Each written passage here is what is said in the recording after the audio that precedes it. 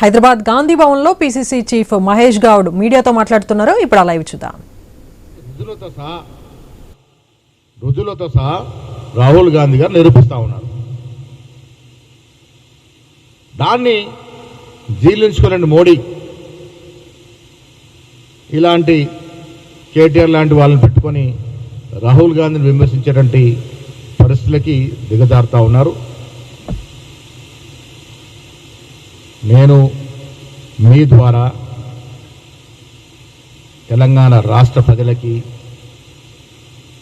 స్పష్టత ఇవ్వదలుచుకున్న, BJP BRS party వేరు కాదు.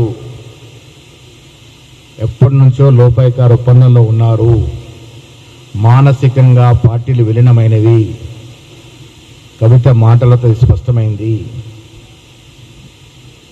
దాని కారణంగానే ఇవాళ కిషన్ రెడ్డి గారు మీరు సిబిఐకి అప్పచెప్పండి, 48 గంటల్లో తేల్చేస్తామన్నారు. ఎన్ని గంటలైంది మేము సిబిఐకి అప్పచెప్పి? కిషన్ రెడ్డి గారు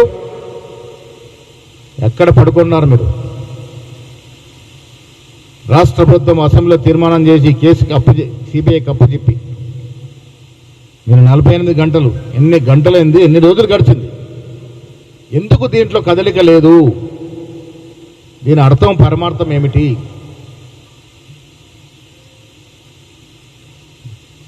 ఇది చూడండి ఎట్లా మోకరిల్లుతున్నాడు కేసీఆర్ గారు మోడీ గారి దగ్గర, ఏ రకంగా మోకరిల్లుతున్నాడు.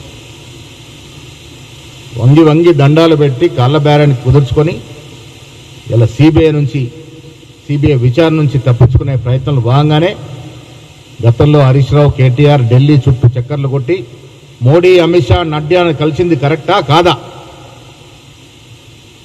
ఇవాళ కూడా కలిసే ప్రయత్నం చేస్తున్నారా లేదా?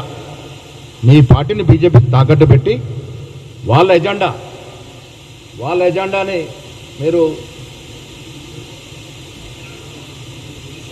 కిషన్ రెడ్డి గారు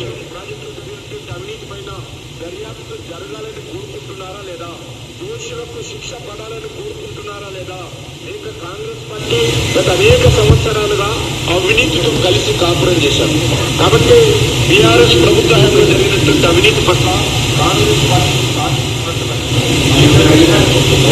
మన ఇద్దరం దోపిడిదారులమే. మీ డిఎన్ఏ మా డిఎన్ఏ ఒకటే. మీ పార్టీ మా పార్టీ బొమ్మ భవిష్యత్ పార్టీలే. కేసీఆర్